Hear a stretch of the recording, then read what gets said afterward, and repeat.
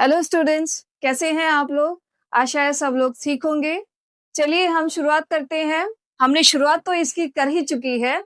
इसका second part हम अब करते हैं, terminologies in human anatomy and physiology, जो कि बहुत जरूरी है और ये आगे तक हमारे पढ़ने में काम आएगी। अगर आप इसमें हैबिचुअल हो जाएंगे तो आपके लिए बहुत ईजी होगा आगे के फंक्शन और आगे की ह्यूमन एनाटॉमी एंड फिजियोलॉजी पढ़ने के लिए। तो चलिए शुरुआत करते हैं, देखते हैं टर्मिनोलॉजीज में क्या क्या है। तो फर्स्ट है मेटाबॉलिज्म, जो कि बार बार आप डे टू डे लाइफ में भी सबके सुनते होंगे कि भाई मेटाबॉलिज्म हमारा नहीं सही चल रहा है। क्या है, what is metabolism? Metabolism any organic reactions which is occurring in living organisms to sustain life। हमारी लाइफ को चलाने के लिए हमने खाना खाया, खाना खाने से एक्सक्रीट करने तक उसमें बहुत सारा मेटाबॉलिज्म होता है, बहुत सारी केमिकल रिएक्शंस इन्वॉल्व होती है हमारी बॉडी में। इसी को हम एक टर्म देते हैं मेटाबॉलिज्म, कि कैसे हमारी बॉडी में कोई खाना जा रहा है, कैसे मेटाबोलाइज हो रहा है, कैसे मेटाबोलाइज होके एक्सक्रीट हो रहा है। Next terminology, two phases. ये मेटाबॉलिज्म के अंदर दो फेजेस आते हैं। ये दो प्रकार के होते हैं, एक कैटाबॉलिज्म और एक एनाबॉलिज्म। सबसे पहले है एनाबॉलिज्म। एनाबॉलिज्म में एनाबॉलिज्म कोई भी केमिकल, कोई भी कॉम्प्लेक्स मॉलिक्यूल अगर बनाना है तो वो छोटी छोटी चीजों से, कण कण से बनता है। फॉर एग्जाम्पल जैसे amino acids. Amino acids smallest unit of protein है। इन अमीनो एसिड्स को जोड़ जोड़ के जब एक बड़ा सा प्रोटीन बनता है, उसका अलग फंक्शन होता है। तो this is called as anabolism, means formation of complex molecules from the small molecules. This is called as anabolism. Anabolism के बाद हम देखते हैं दूसरा टर्म है कैटाबॉलिज्म। कैटाबॉलिज्म में इसी का उल्टा, कि कोई भी कॉम्प्लेक्स मॉलिक्यूल जो तोड़ता है, टूटता है, टूटने के बाद फिर उसका फंक्शन होता है, फिर वो मेटाबोलाइज होता है। This is called as the catabolism. हम एक एक एग्जाम्पल देख लेते हैं। हमने एनाबॉलिज्म में देखा अमीनो एसिड्स और प्रोटीन्स का। कैटाबॉलिज्म का सीधा एग्जाम्पल है हमारे डाइजेशन से रिलेटेड। हमने कुछ खाया, हमारे पेट में गया, फिर हमें उससे एनर्जी कैसे प्रोवाइड होगी? जब उसके बॉन्ड्स टूटेंगे, जब वो छोटे छोटे टुकड़ों में टूटेगा, शुगर अलग होगा, प्रोटीन अलग होगा, वो हमारी बॉडी में अलग अलग तरीके से एब्जॉर्ब होगा। इसी मैकेनिज्म को कहते हैं हम कैटाबॉलिज्म। तो मेटाबॉलिज्म के अंदर हमने दो चीजें पढ़ी, एक एनाबॉलिज्म और एक कैटाबॉलिज्म। नेक्स्ट आप देखते हैं रिस्पॉन्सिवनेस। क्या है responsiveness? Sudden reaction of our body towards internal और एक्सटर्नल स्टिमुलाई। मतलब कि जो भी हमारे बॉडी कैसे रिस्पॉन्स कर रही है किसी इंटरनल जो भी रिएक्शंस चल रही हैं या फिर एक्सटर्नल जो भी एनवायरनमेंट है, उससे रिलेशन में हमारी बॉडी कैसे रिस्पॉन्स करती है, इसको हम लेते हैं टर्म रिस्पॉन्सिवनेस के अंदर। Then movement. मूवमेंट क्या है? डिस्प्लेसमेंट। जैसे कोई पोजीशन चेंज होना, चेंजिंग ऑफ पोजीशन। ये पोजीशन चेंज हमारी बॉडी का, जैसे मैं भी अभी हिल रही हूँ इस पोजीशन से उस पोजीशन पे, ये मूवमेंट हो गया। इसके अलावा मेरी बॉडी में कितनी मूवमेंट हो रहे हैं, बहुत सारी सेल्स ना। मैं जब लेफ्ट से राइट जा रही हूँ तो इसका मतलब ये नहीं कि मेरे पूरी बॉडी के जो अंदर इंटरनल ऑर्गन्स है वो भी लेफ्ट टू राइट, या जो भी सेल्स है, जो भी मॉलिक्यूल्स है वो भी लेफ्ट टू राइट। उनका कोई भी डायरेक्शन, कोई भी मूवमेंट हमेशा चल रहा है। केमिकल रिएक्शंस चल रही है, किसी भी डायरेक्शन में चल रही है, तो ये भी एक प्रकार का मूवमेंट है। तो ये सारे हम टर्म लेते हैं इसको मूवमेंट के अंदर। नेक्स्ट टर्म है ग्रोथ। ग्रोथ से आप हमें वाकिफ ही होंगे। क्या है growth? Increase in size, increase in number, जो कि हमारे अंदर या किसी भी चीज के अंदर होता है ग्रोथ, किसी भी लाइफ के अंदर, that is called as the growth. फिर एक होता है डिफरेंशिएशन। नेक्स्ट आता है डिफरेंशिएशन। ये ग्रोथ से थोड़ा बहुत आप रिलेशन में कर सकते हैं कि कोई सेल ग्रो किया, इंक्रीज इन साइज हुआ। इंक्रीज इन साइज होने के बाद क्या? इसके बाद बहुत सारी सेल्स हमारे अंदर होती हैं जो डिफरेंशिएट करती हैं। मतलब 1 से 2 डिवीजन हुआ, 2 से 3 डिवीजन हुआ। डिवीजन होने के बाद वो वैसे ही सेल फंक्शन परफॉर्म नहीं करती है, उनको बोला जाता है कोई और फंक्शन परफॉर्म करने के लिए। फॉर एग्जाम्पल जैसे कोई स्टेम सेल है, एक कोई हिमेटोपोइटिक स्टेम सेल है। स्टेम सेल जब डिवाइड किया तो उसने बहुत सारी सेल्स बनाई। फॉर एग्जाम्पल जैसे उसमें ब्लड सेल्स में बनाई, ब्लड सेल्स में बहुत सारे पार्टीशन किए उसने, रेड ब्लड सेल्स बनाया, व्हाइट ब्लड सेल्स बनाया, और भी सारे different types of white blood cells बनाए। तो ये होता है एक प्रकार का डिफरेंशिएशन, मतलब स्ट्रक्चरल और फंक्शनल सब कुछ चेंज हो जाना with the help of growth फिर division is called as differentiation. जो कि हमारा जो प्री एग्जिस्टिंग सेल है उससे उसका फंक्शन बिल्कुल डिफरेंट हो जाता है, जहां से उसका इजाद हुआ है वहां से उसका फंक्शन बिल्कुल डिफरेंट हो जाता है। इसी को कहते हैं हम डिफरेंशिएशन। फिर नेक्स्ट है हमारा रिप्रोडक्शन। रिप्रोडक्शन रिप्रोडक्शन टर्म से भी आप आई थिंक वाकिफ ही होंगे। मतलब क्या है, जनरेशंस को बढ़ाना, कैसे रिप्रोडक्शन, इन सब के टर्म, इसको भी हम टर्मिनोलॉजी में इंक्लूड करेंगे कि रिप्रोडक्शन में क्या क्या आएगा हमारे। अब नेक्स्ट चलते हैं, नेक्स्ट स्लाइड की ओर देखते हैं डिविजन्स ऑफ एनाटॉमी। हमने branches of anatomy, branches of physiology पढ़ा था। अब देखते हैं डिवीजन ऑफ एनाटॉमी के अंदर हमें कौन कौन से टर्मिनोलॉजीज पता होने चाहिए। ग्रॉस एनाटॉमी, ये हम शायद दोबारा पढ़ रहे हैं ग्रॉस एनाटॉमी को। ग्रॉस एनाटॉमी में क्या था, कोई भी बाहरी जो भी स्ट्रक्चर हम पढ़ते हैं वो आता है ग्रॉस एनाटॉमी में। इसके अंदर क्या है, study of microscopic structure bye dissection. Dissection क्या होता है, डायसेक्शन मतलब ऐसे आधा काटना नहीं, डायसेक्शन मतलब पूरा उसका कहते हैं ना पुर्जा निकाल लेना और एक एक पुर्जे की स्टडी करना। This is called as the dissection. जैसे हार्ट की आप स्टडी कर रहे हो तो उसका डायसेक्शन करोगे। उसका डायसेक्शन मतलब आधा काटना नहीं, मतलब उसे आराम से खोलना, उसके पार्ट्स को देखना, उसमें वेना कावा होती है, उसमें 4 चैम्बर्स होते हैं, इन सबको देखना और धीरे धीरे उसे डायसेक्ट करना है। भाई रिब्स भी, स्किन भी हटानी है आराम से, फिर उसके बाद रिब्स भी हटानी है, फिर उसके बाद जाके हार्ट आपका आएगा। तो इसे कहते हैं डायसेक्शन। द नेक्स्ट टर्मिनोलॉजी है हिस्टोलॉजी और माइक्रोस्कोपिक एनाटॉमी। क्या है, study of structures done with the help of microscope. Structures क्या है, माइक्रोस्कोप की मदद से हमने कोई, फॉर एग्जाम्पल कोई कैंसर सेल है, वहां से थोड़ा सा स्क्रैच किया, उसे स्लाइड में लेके माइक्रोस्कोपिक लेवल पे स्टेन किया और देखा कि कौन से कैंसरस सेल्स हैं, कौन से नॉन कैंसरस सेल्स हैं, स्टेनिंग से देखा। तो ये सब आते हैं histology and microscopic anatomy terminology, इन्हें दिया जाए। Then embryology and developmental anatomy, इसमें क्या है, study of prenatal and postnatal development. मतलब बेबी का डेवलपमेंट, प्रीनेटल कि जब वो किसी प्रेग्नेंट लेडी के अंदर है बेबी, उसकी स्टडी करना, एंड पोस्टनेटल मतलब उसकी डिलीवरी, बच्चे की डिलीवरी के बाद उसकी स्टडी, उसके डेवलपमेंट को स्टडी करने की टर्मिनोलॉजी हम लेंगे embryology and developmental anatomy. The next है टेराटोलॉजी। टेराटोलॉजी क्या है, टेराटोलॉजी कोई भी अगर बच्चे को मैल फंक्शन हो रहा है उसके स्ट्रक्चर में, उसके फंक्शन में, उसके डेवलपमेंट में, जो भी मैल फॉर्मेशन होता है उन सब की स्टडी को हम टेराटोलॉजी के अंदर स्टडी करते हैं। टेराटोलॉजी उसे टर्म देते हैं, इसको कह सकते हैं it is study of congenital malformation. किसी बच्चे की कोई भी मैल फॉर्मेशन होती है कि उसके कान नहीं अच्छे से बने, या उसके जॉइंट्स में डिवीजन अच्छे से नहीं हुआ, यहाँ पे सेल डिवाइड, यहाँ पे सेल्स नहीं मरे, यहाँ पे सेल्स का एपोप्टोसिस नहीं हुआ, यहाँ के सेल्स का सेल डेथ नहीं हुआ, तो पार्टीशन नहीं हो पाया फिंगर्स का, या फिर और कोई भी न्यूरॉन्स है वो बच्चा अच्छे से रिस्पॉन्स नहीं कर रहा है, आप उसे सेंस, या आपने देखा होगा कि जो भी न्यूबॉर्न होते हैं बेबी, तो उनकी टेस्टिंग कैसे होती है, या तो चिकोटी काट के होती है कि वो रिस्पॉन्स देखते हैं न्यूरॉन्स का, वहां पे पूरी बॉडी में रिस्पॉन्स हुआ है कि नहीं। तो इन सब की स्टडी को हम टेराटोलॉजी के अंदर लेते हैं। देन सरफेस एनाटॉमी, ये भी हमने पढ़ रखा है, हम दोबारा इसके अंदर सरफेस ऑफ एनाटॉमी में इसमें देखेंगे study of deeper structures in relation to skin surfaces. Skin surfaces है, उसकी कितनी लेयर है, आउटर साइड में क्या टेक्सचर है, कैसी उसकी एनाटॉमी है, इन सब को स्ट्रक्चर को स्टडी करते हैं हम सरफेस एनाटॉमी, टर्मिनोलॉजी एक इसको नाम देंगे। देन नेक्स्ट हम देखते हैं आगे की टर्मिनोलॉजीज में क्या है। Next radiological anatomy.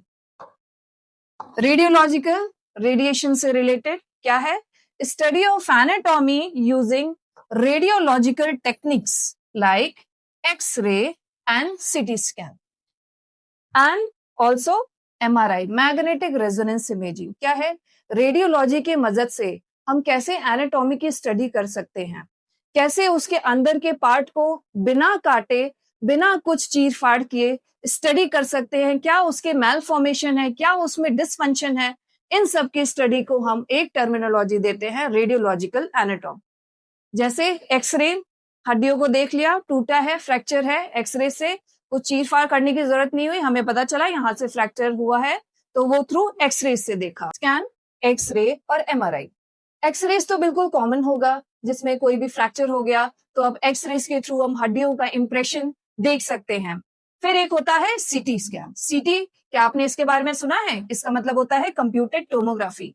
मतलब कंप्यूटर की मदद से कोई भी बॉडी जात के अंदर मेल फॉर्मेशन देखना, उसको कहते हैं सीटी स्कैन। एक बड़ा सा चैम्बर होगा, उसके अंदर आपको लिटाया जाएगा, लिटाने के बाद वो आपको एक रेडिएशंस छोड़ी जाएगी ऐसे, क्योंकि हम यहाँ पढ़ रहे हैं रेडियोलॉजिकल, कुछ रेडिएशंस छोड़ी जाएंगे, उसके रेडिएशंस के बाद एंटर करने के बाद वो एक एक स्लाइड, एक एक सेक्शन की यहाँ से बिल्कुल फोटो ले लेता है, और उसके बाद फिर आपके ब्रेन में कोई भी मेल फॉर्मेशन हो रहा है, कोई भी जैसे डोपामाइन है उसकी स्टडी करना है, तो इन सब की मेल फॉर्मेशन की स्टडी को सीटी स्कैन के थ्रू किया जाता है। वो एक एक सेक्शन का हर एक डिग्री से, एंगल से पूरे फोटो क्लिप्स लाके रख देगा आपके सामने कि हाँ भाई ये एंजाइम या ये हार्मोन यहाँ पे ज्यादा सिक्रेट हो रहा है, ये पैराइटल यहाँ पे इस ब्रेन में इस ये प्रॉब्लम है, ये ज्यादा फ्लूइड हो रहा है, ये सारी चीजें मेलफॉर्मेशन हम सीटी स्कैन के थ्रू देखते हैं। एक होता है next magnetic resonance imaging. Magnetic मतलब इसमें मैग्नेटिक रेडिएशंस को, रेडिएशन के साथ इसमें मैग्नेट्स को भी यूज किया गया है, और ये बहुत कॉम्प्लिकेटेड होता है, लेकिन ये ऑथेंटिक रिजल्ट भी as compare to CT scan देता है। क्या है मैग्नेटिक रेजोनेंस? इसमें भी एक चैम्बर होगा, उसके अंदर आपको लिटाया जाएगा, लेकिन उसके लिटाने और सीटी स्कैन के चैम्बर के लिटाने के बीच में डिफरेंस है। मैग्नेट्स है तो यहाँ पे आपको बोला जाएगा कि आप कोई सोना नहीं पहनिए, कोई भी मेटल नहीं पहनिए, चांदी नहीं पहनिए, ये सब चीजें बोली जाएगी।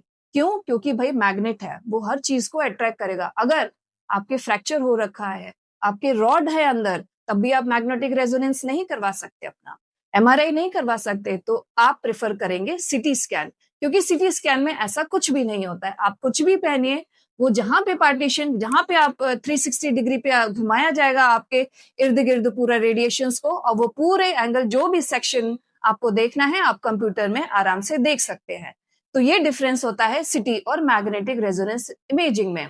कुछ कुछ चीजें, कुछ कुछ डिजीजेस ऐसी होती हैं कि जिसमें एमआरआई करना बहुत जरूरी होता है। सेम हमारे अंदर भी भाई बहुत सारी चीजें, मैग्नेटिक रिएक्शंस होती रहती हैं, हमारे अंदर भी मैग्नेट के थ्रू बहुत सारा रेजोनेंस होता है, इधर से उधर सेल्स जा रही हैं, इधर से उधर ब्लड जा रहा है, तो इन सब की जब स्टडी करना होता है तो किसी किसी को एमआरआई के लिए फोर्स किया जाता है कि हाँ भाई अब इसकी जो टेस्टिंग है आप एमआरआई से कराइए, तब हमें ज्यादा अच्छी इमेज मिलेगी और हम ज्यादा अच्छे से इसका इलाज कर पाएंगे। आगे टर्मिनोलॉजी पढ़ते हैं। आगे की terminology applied anatomy. Applied anatomy क्या है? इन सभी को एक साथ अप्लाई करना। हमारा क्या मोटो है? पेशेंट के केयर करना। ठीक है, उसका फ्रैक्चर हुआ, हमने एक्सरे किया, फिर उसको ब्रेन में भी कोई प्रॉब्लम हुई या ब्रेन इंजरी हुई तो हमने सीटी स्कैन करके देखा। सीटी स्कैन करने के बाद भाई डॉक्टर प्रिस्क्राइब तो करेगा, भाई ये आप ये प्रिकॉशन लीजिए, ये इसको नहीं करिए, ज्यादा भागिए नहीं, ज्यादा दौड़िए नहीं, आप 15 दिन तक वेट करिए, या फिर थोड़ा रेस्ट, बेड रेस्ट पे जाइए। तो ये सब किससे? इन सब की स्टडी से। तो इसी को कहते हैं अप्लाइड एनाटॉमी, इन्होंने नाम दे दिया। आइए एक बार डेफिनेशन देखते हैं इसकी। Anatomical knowledge with clinical applications useful for diagnosis and surgical procedures. मतलब कि फ्रैक्चर्स के बाद हमें पता चला कि यहाँ से हड्डी टूटी है, तो भाई इसको सर्जरी करके यहाँ से इसको ऐसे फिट करना पड़ेगा, या यहाँ पे इसको रॉड ऐसे इंप्रेशन डालना पड़ेगा। तो ये सारी स्टडी को हम अप्लाइड एनाटॉमी ओवरऑल हमने एक नाम दे दिया है, जिसमें हम डायग्नोस्टिक भी जोड़ेंगे और सर्जिकल प्रोसीजर्स में क्या एंगल होना चाहिए, कैसे होना चाहिए, इन सब चीजों को भी जोड़ेंगे। आइए अब देखते हैं नेक्स्ट टर्मिनोलॉजीज।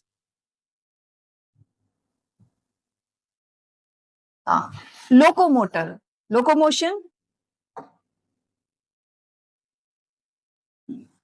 ओके, तो रेडियोलॉजिकल। लोकोमोटर, लोकोमोटर क्या है? लोकेशन, कोई भी चीज इधर से उधर, मूवमेंट क्या है? System consist of structures concerned with the movements, different types of movements. हम देखेंगे कैसे हम मूवमेंट्स को क्लासिफाई कर सकते हैं, किस किस टाइप के डिफरेंट लोकोमोशंस होते हैं। इन सब की टर्मिनोलॉजीज आपको आना बहुत जरूरी है जब आप ह्यूमन एनाटॉमी और फिजियोलॉजी पढ़ते हैं। तो देखते हैं क्या क्या किससे रिलेटेड कैसे मूवमेंट होते हैं। ऑस्टियोलॉजी, स्टडी ऑफ बोन्स, जिसमें बोन्स का मूवमेंट आएगा। The next is arthrology, arthrology study of joints.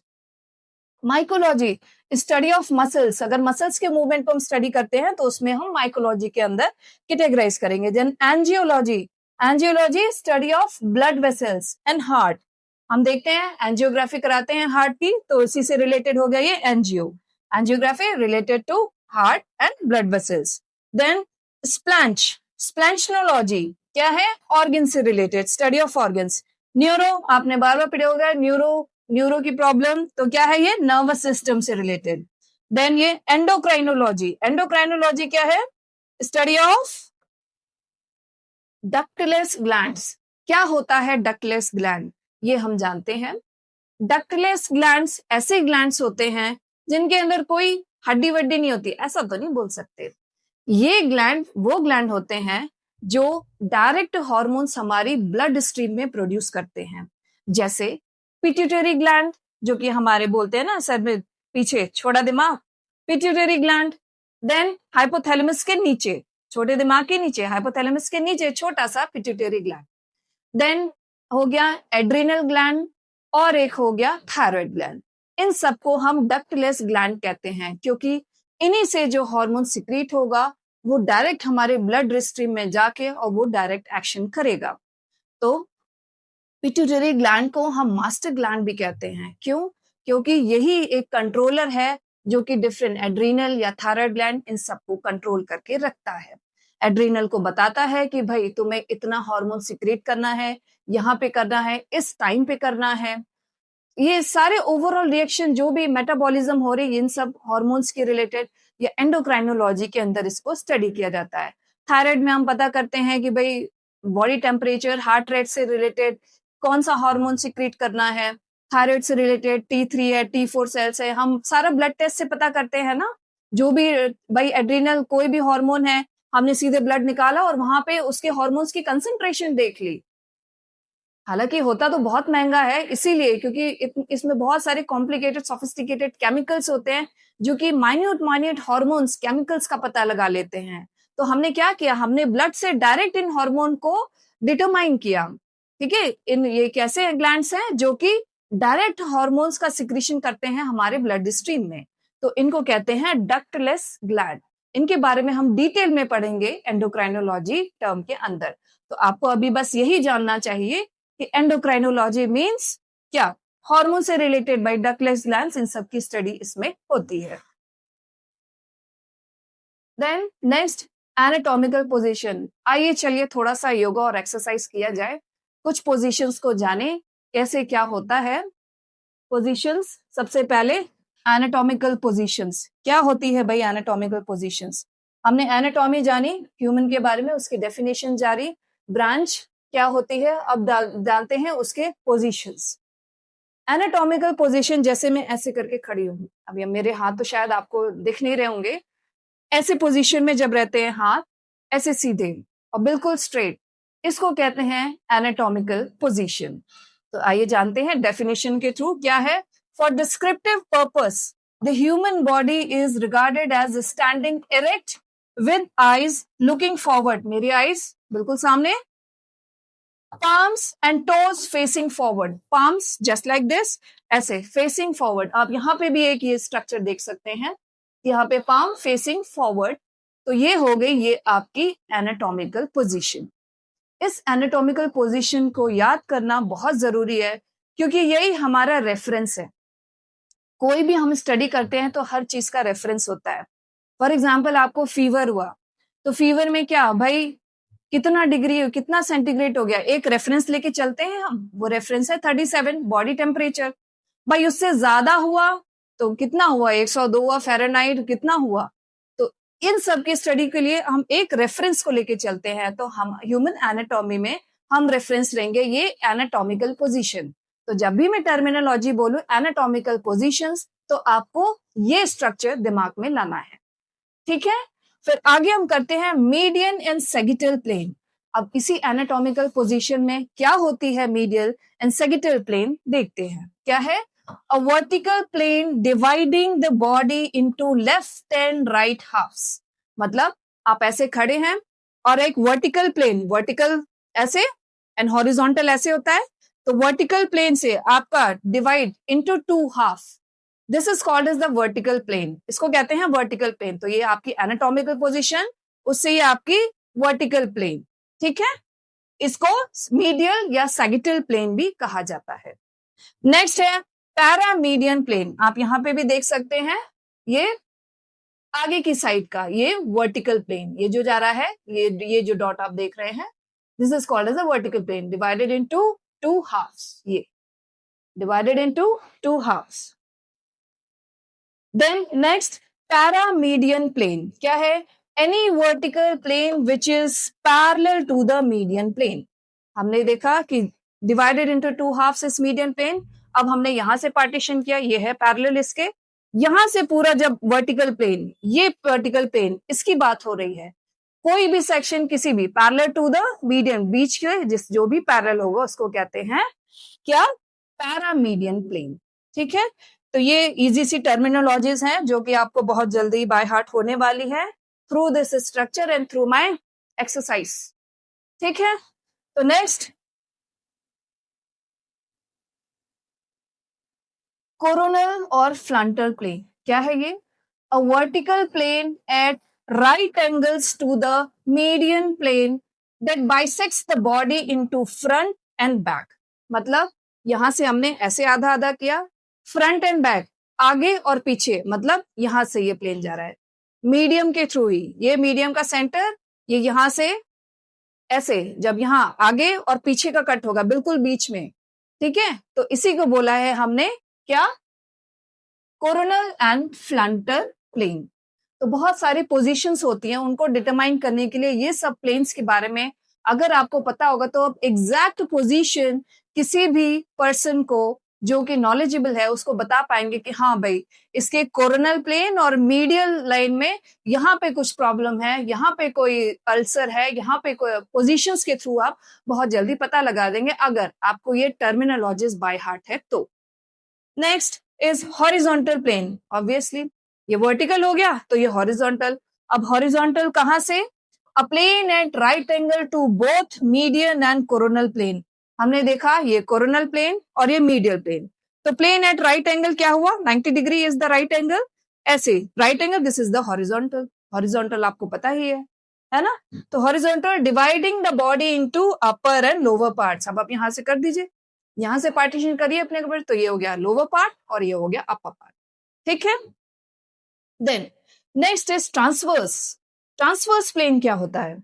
Any plane at right angle to the long axis of the structure concerned.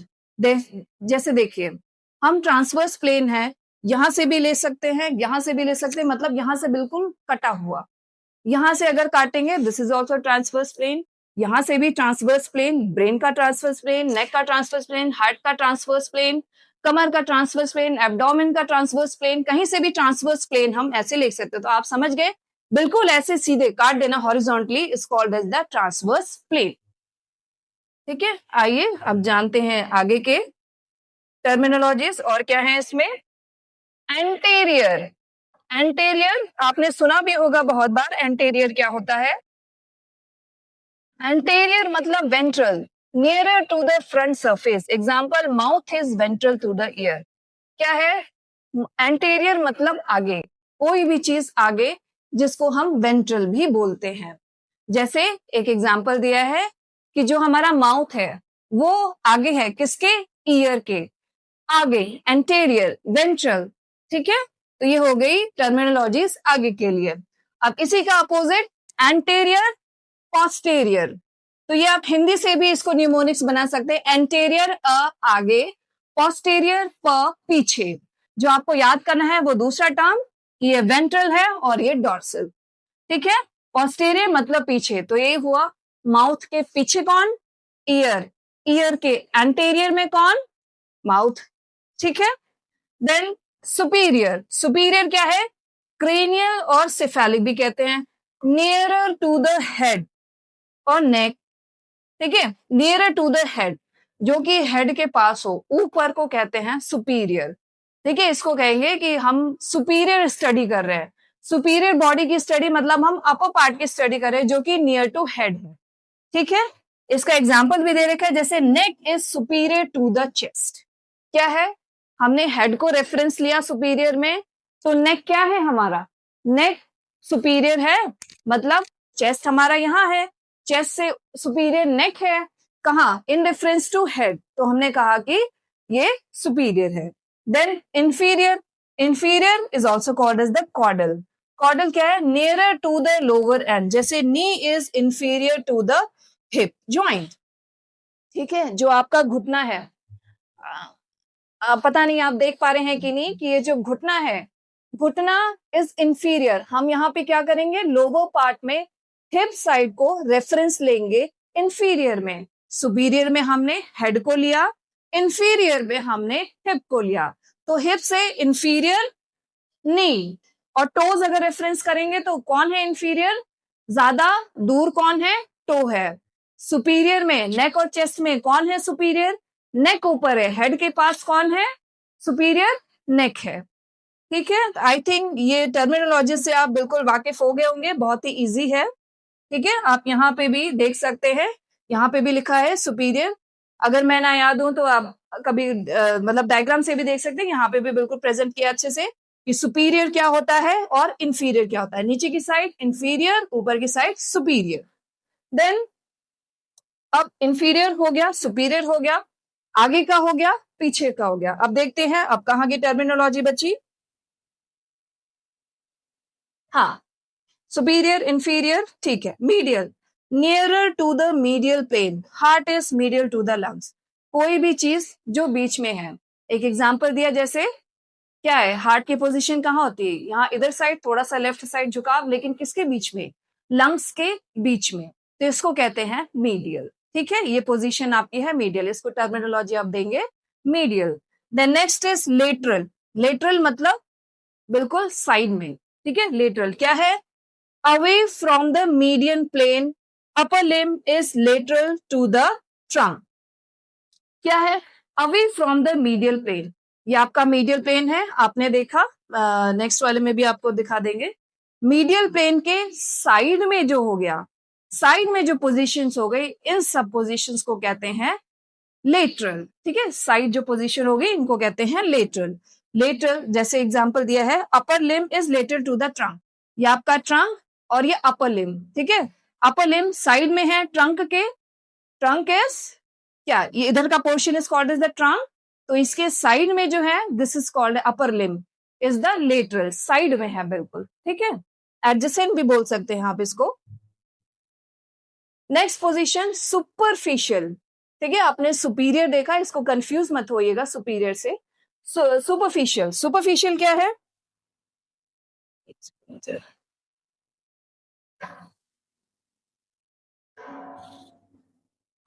Superficial, closer to the surface of the body, skin is superficial to the muscles, मतलब बिल्कुल touch में और ऊपर की side is called as the superficial. Anterior posterior तो आपने पढ़ा, superior क्या था, हेड के पास, अभी क्या है सुपरफिशियल, सुपरफिशियल मीन्स बिल्कुल जो सबसे बाहर की चीज होती है उसको कहते हैं हम सुपरफिशियल, तो हमारे सबसे बाहर में क्या है, स्किन है, इसके नीचे मसल्स है, तो क्या हुए, skin are superficial to the muscles, ठीक है, तो ये इसे कहते हैं। अब डीप क्या है, डीप वही जितना हम अंदर जाते जाएं, ठीक है, जितना हम डीप जाते जाएं, क्या है, अवे फ्रॉम द सरफेस, जितना हम इस सुपीरियर सरफेस से अंदर जाते जाए उसे कहते हैं डीप, जैसे bones are deep to the muscles, ठीक है, जो मसल्स है आप मसल्स को रेफरेंस लीजिए, उसके साथ जो बाहर है वो सुपीरियर, सॉरी देखिए मैं भी कंफ्यूज हो गई, सुपीरियर नहीं, सुपरफिशियल और जो नीचे है that is called as the deep, ठीक है। देन प्रॉक्सिमल, प्रॉक्सिमल क्या है? Nearer to the root of the limb. For example humerus is proximal to the radius. आपको पता है आपके हाथ में कौन कौन सी हड्डी होती है? ये हम सारा पढ़ेंगे, सारे टर्मिनोलॉजीज पढ़ेंगे। अभी आप एक इसका एग्जाम्पल याद रखिए कि क्या है proximal, nearer to the root of the limb. ये हाथ है हमारा, ठीक है, ये हाथ है, इसका रूट कहाँ है? यहाँ से, अगर यहाँ से काट दिया जाए तो आपका ये पूरा हाथ चला जाएगा, ठीक है। तो this is called as the root of the limb, ठीक है, रूट ऑफ द फोल। ये लिम्ब से, ये क्या है, ये कौन सी हड्डी है यहाँ पे जो बड़ी सी है? Any guess? It is humerus, ठीक है, ह्यूमरस। और यहाँ पे जो दो हड्डियां होती है उसको कहते हैं रेडियस, ठीक है। तो इस रूट ऑफ द लिम्ब के पास है ह्यूमरस, फिर उसके पास है, उसके दूर है कौन? रेडियस। तो यही बात बोला है कि प्रॉक्सिमल, ठीक है, जो रूट के पास होती है उसको कहते हैं प्रॉक्सिमल, और जो रूट से दूर होती है उसको कहते हैं डिस्टल। तो आप दोनों कर सकते हैं कि जो रूट लिम्ब के पास हुई इसका मतलब humerus is proximal and radius is in reference to what? In reference to root, ठीक है, रूट ऑफ द लिम्ब। ये प्रॉक्सिमल हुई in reference to root of the limb, और ये क्या हुई? डिस्टल हुई in reference to the root of the limb. तो ये आपको पता चल गया प्रॉक्सिमल एंड डिस्टल के बारे में।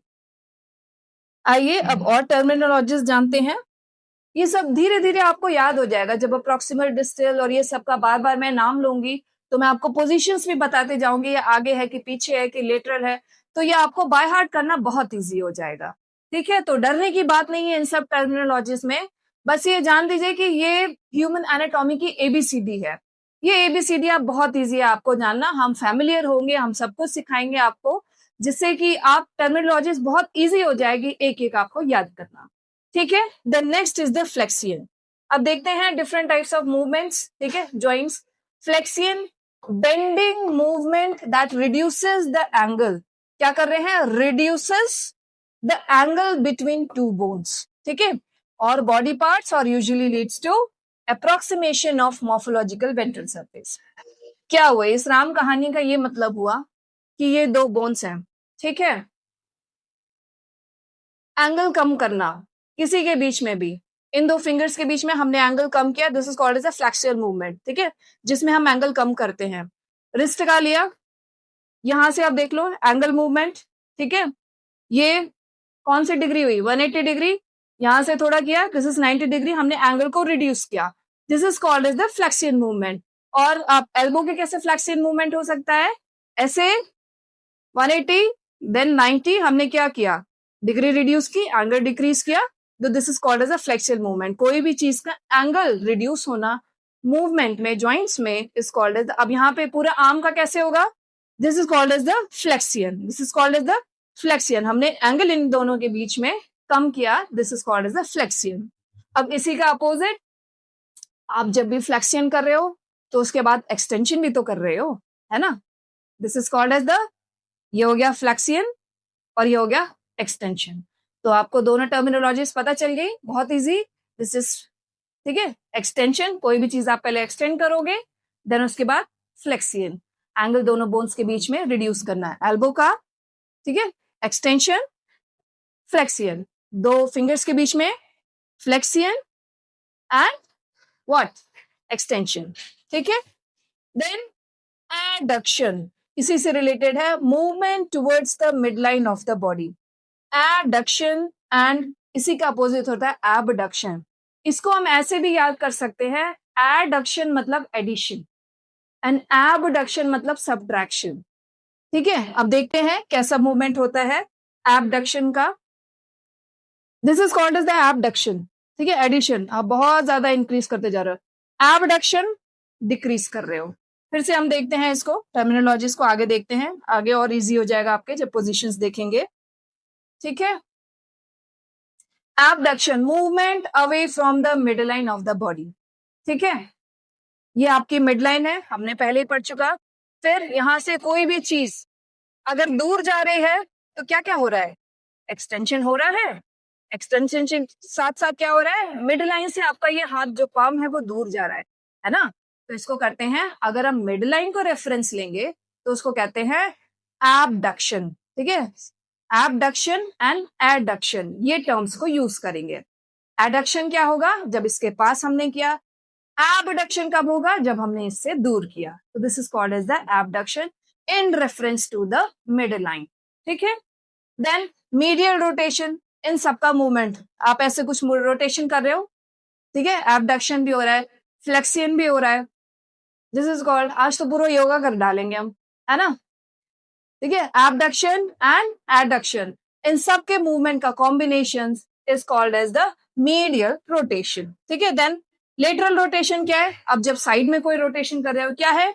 Outward movement, outward movement around the long axis of the bone. ठीक है, कोई भी long axis of the bone है, उससे भी कोई भी आउटवर्ड मूवमेंट कर रहे हो, कोई भी आउटवर्ड मूवमेंट अगर आप कर रहे हो लेटरली साइड में, this is called as the, जैसे लेग्स का भी, this is called as the क्या? Outward movement. तो this is called as the lateral rotation. आप इन डायग्राम से भी अच्छे से जान पाएंगे कि क्या है फ्लेक्सियन। ये देखिए, फ्लेक्सियन कर रहा है, ये एंगल कम कर रहा है, एक्सटेंशन बिल्कुल ऐसे पीछे बीच में, देन एडक्शन पास में, एबडक्शन पीछे, और बहुत सारी पोजीशंस इसमें बताई गई हैं। देन नेक्स्ट आगे की टर्मिनोलॉजीज देखते हैं, और कुछ अलग मूवमेंट किया जाए। ठीक है। Next pronation and supination. ठीक है, प्रोनेशन क्या होता है? Medial rotation of the forearm, this is the forearm. ठीक है, in anatomical position so that the palm faces the backward. ये पीछे है, this is called as backward and this is forward. ठीक है, दिस इज आपके side से बता रहे हो, this is pronation and this is supination. Pronation supination. ठीक है, प्रोनेशन का उल्टा सुपिनेशन, ये मूवमेंट हम लेते हैं, तो this is called as the pronation and supination. बोला जाए भाई प्रोनेशन में रखिए, तब आपका यहाँ से आईवी या कुछ चढ़ाया जाएगा, ना कि सुपिनेशन पोजीशन में। ठीक है, फिर प्रोनेशन हो गया, सुपिनेशन उसका उल्टा हमने देखा। अब हम देखते हैं प्रोट्रैक्शन क्या होता है? Movement of a body part forward as in jutting out the lower jaw. अभी हम प्रोट्रैक्शन को रिट्रैक्शन से रिलेट करते हैं, तब आपको समझ में आएगा कि what is protraction and what is retraction. ठीक है, आगे देखते हैं क्या है? Movement of a body. ठीक है, मूविंग अ बॉडी,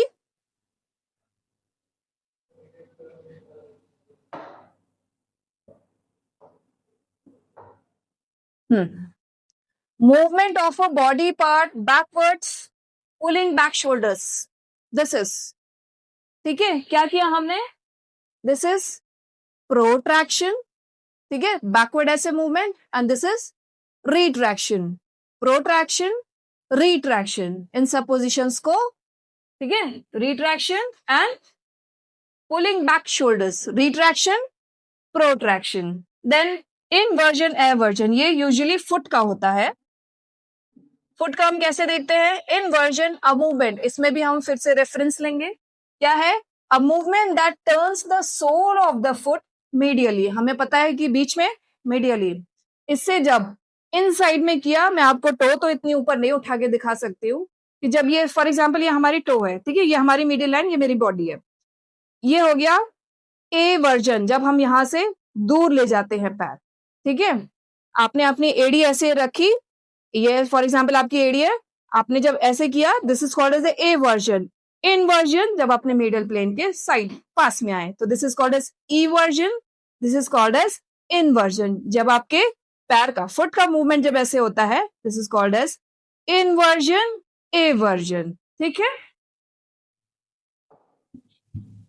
इन सब मूवमेंट्स को आप टर्मिनोलॉजीज के साथ खुद भी ट्राई करिएगा, तो आपको याद हो जाएगा। आप अपने भाई बहन सबको बताइए, भाई आज हम आपको सिखाते हैं कि सुपीरियर, एंटीरियर, आगे पीछे को और क्या क्या टर्मिनोलॉजीज की जाती है, तब आपको मजा आएगा और आपको बहुत जल्दी याद भी हो जाएगा।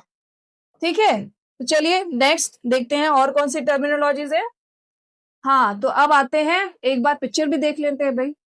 पिक्चर के थ्रू अगर आप ना समझ पाए कि हाँ भाई फ्लेक्सियन क्या है, एक्सटेंशन क्या है, ये देखिए फ्लेक्सियन एंगल मूवमेंट क्या किया इसने, जब कम होता है, ठीक है, मूवमेंट ऐसा जिसमें कि जो मीडियल लाइन है और जो एंगल हमारा बन रहा है वो डिक्रीज हुआ, फ्लेक्सियन। एक्सटेंशन, ठीक है, इंक्रीज कर रहा है एंगल, इज एक्सटेंशन। हेड का भी जब आप करते हैं तो फ्लेक्सियन एंड एक्सटेंशन। ठीक है, पूरी बॉडी का फ्लेक्सियन एक्सटेंशन, मीडियल रेफरेंस को लेके, ठीक है, फ्लेक्सियन एक्सटेंशन, फ्लेक्सियन एक्सटेंशन, ठीक है। देन नेक्स्ट हम देख लेते हैं, हमने किया प्रोनेशन, ठीक है, आपके साइड से प्रोनेशन, सुपिनेशन, दिस कॉल्ड है प्रोनेशन और सुपिनेशन। कैसे मूवमेंट, इनवर्जन एवर्जन जो मैंने पैर का बोला, ठीक है, इनवर्जन एवर्जन बाहर, एवर्जन इनवर्जन अंदर। क्या हमारी बॉडी, इसका मतलब कि यहाँ खड़ी है ना, जब हम इनसाइड यहाँ पे गया तो इसको गया इनवर्जन, जब इससे हम दूर ले जाएंगे तो एवर्जन, ठीक है। रिट्रैक्शन प्रोट्रैक्शन हमने शोल्डर्स का बताया था, अब इसका this is what, protraction, this is retraction, दूर पास, ठीक है, प्रोट्रैक्शन एंड रिट्रैक्शन। और पोजीशंस अब देखते हैं, major divisions of human physiology, और भी टर्मिनोलॉजीज इससे रिलेटेड ह्यूमन फिजियोलॉजी के अंदर। अभी तक हमने एनाटॉमी में पढ़ी, अब हम फिजियोलॉजी में पढ़ लेते हैं कुछ कुछ। फिजियोलॉजी आपको पता ही होगा, फंक्शंस के बारे में जानना, बहुत सारे बॉडी स्ट्रक्चर्स के बारे में। तो ये क्या है, सबसे पहले न्यूरोफिजियोलॉजी, न्यूरो दिमाग, नर्वस सिस्टम, न्यूरॉन्स, इन सब की स्टडी न्यूरोफिजियोलॉजी, ठीक है, क्या है, deals with the function of neurons, nerve cells, ठीक।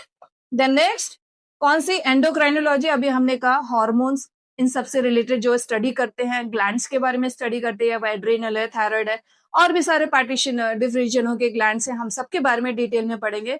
उसकी एक टर्मिनोलॉजी में आपसे बस बोलूंगी कि आज हम एंडोक्राइनोलॉजी स्टडी करने जा रहे हैं, तो आपके दिमाग में बिल्कुल से स्ट्राइक करना चाहिए, एंडोक्राइनोलॉजी अच्छा है, इसका मतलब ग्लैंड से रिलेटेड, इसका मतलब हार्मोन्स की स्टडी, ये सब इसमें एंडोक्राइनोलॉजी में स्टडी होगी। क्या है, and the functions of hormones, ठीक है, जैसे कार्डियोवैस्कुलर सिस्टम है, उसमें कैसे फंक्शंस हो रहे, क्या एंडोक्राइनोलॉजी में हार्मोन्स का क्या रिस्पॉन्सिबिलिटी है, इन सबको हम स्टडी करते हैं। देन रेस्पिरेटरी सिस्टम, हमारे सांस लेने में कौन कौन से बॉडी फंक्शन, कौन कौन क्या ह्यूमन फिजियोलॉजी, एनाटॉमी पहले आपको जाननी होगी रेस्पिरेटरी सिस्टम की, वो हम सब पढ़ाएंगे, बस आप सांस से रिलेटेड इतना बस समझिए अभी कि टर्मिनोलॉजी यूज करते हैं रेस्पिरेटरी सिस्टम में, ठीक है। रेस्पिरेटरी एयरवेज एंड लंग्स, उसमें लंग्स भी आते हैं, है ना, लंग्स ही तो आते हैं रेस्पिरेशन में, ठीक है। तो रेस्पिरेटरी सिस्टम सांस से related. The nose, renal, renal क्या है, किडनी से रिलेटेड, यूरिन प्रॉब्लम, ये सब कुछ हम रीनल फिजियोलॉजी के अंदर पढ़ते हैं। क्या है, function of kidney in removal of water and water soluble products, ठीक है। जो भी वाटर सॉल्युबल प्रोडक्ट, आपने दवाई खाई, आपका यूरिन बिल्कुल पीला हो गया, बोले अरे यार मुझे जॉइंटिस हो गया, कि नहीं जॉइंटिस नहीं हुआ बेटा, आपने जो मेडिसिन खाई थी ना उसी का सिक्रीशन है, वाटर डिसोल्यूशन हुआ है, तभी वो आपका यूरिन ज्यादा येलो कलर का दिख रहा है या और भी कोई डार्क कलर दिख रहा है, ठीक है। जो वाटर सॉल्युबल ड्रग्स है वो यूरिन के थ्रू सिक्रीट हो गए, तो इसमें क्या, इस केस में स्टडी करेंगे हम रीनल फिजियोलॉजी के अंदर। देन नेक्स्ट हम देते हैं फिजियोलॉजी के अंदर और कौन से, इम्यूनोलॉजी, हमारे डिफेंस सिस्टम से कैसे हमारी बॉडी किसी डिजीज से लड़ाई करती है, कैसे हमारी बॉडी को बचाती है, अगर बचा ना पाए तो क्या क्या डिजीज वो कॉज करती है, कि भाई बॉडी बोलती है अब मैं थक गई डिफेंस करते करते, अब मुझे बाहर से मेडिसिन चाहिए, ठीक है। तो इम्यूनोलॉजी, हमारी बॉडी जो डिफेंस सिस्टम कर रही है, different micro organism, different pathogens, जो भी हानिकारक चीजें हमारी बॉडी में इन्फेक्ट कर रहे हैं, उन सब की स्टडी करना, कि कैसे स्टडी करें, उन सब के लिए हम टर्म देते हैं इम्यूनोलॉजी। देन नेक्स्ट है, क्या है, exercise physiology, changes that occur in the body during muscular exercise, ठीक है। ये तो आप खुद ही जिम जाते हो, आप खुद ही अपनी बॉडी में चेंजेस देखते हो, तो वो सब की टर्मिनोलॉजी एक्सरसाइज फिजियोलॉजी के अंदर आती है, ठीक है। आपने खूब मसल्स स्ट्रॉन्ग की, कैसे, खूब एक्सरसाइज की, है ना, खूब प्रोटीन, खूब डोले शोले बनाए अपने, तो इन सब में क्या होगा, एक्सरसाइज फिजियोलॉजी के अंदर, ठीक है। Then reproductive physiology, reproduction, generations, इन सब से रिलेटेड क्या है, मेल एंड रिप्रोडक्टिव, ये सब हम रिप्रोडक्शन पूरा मेल एंड फीमेल पार्ट्स कैसे क्या होता है, बस इसकी टर्मिनोलॉजी आप जानिए कि रिप्रोडक्शन के लिए हम रिप्रोडक्टिव फिजियोलॉजी के अंदर स्टडी करेंगे, ठीक है। कि जैसे ओवम, फर्टिलाइजेशन क्या होता है, स्पर्म क्या होती है, प्रेगनेंसी क्या होती है, डिलीवरी ऑफ बेबी, ये सारी चीजें हम रिप्रोडक्शन फिजियोलॉजी के अंदर पढ़ेंगे, ठीक है। देन पैथोफिजियोलॉजी क्या है, changes in the functions of the body during various diseases. Immunology में हमने पढ़ा कि क्या डिफेंस मैकेनिज्म बॉडी करता है, पैथोलॉजी हम पढ़ेंगे कि बैक्टीरिया क्या कर रहा है हमारी बॉडी में, कैसे वो डिजीज कॉज कर रहा है, ठीक है। इम्यूनोलॉजी में हमने पढ़ा कि कैसे हमारी बॉडी किसी बीमारी से डिफेंस कर रही है, ठीक है।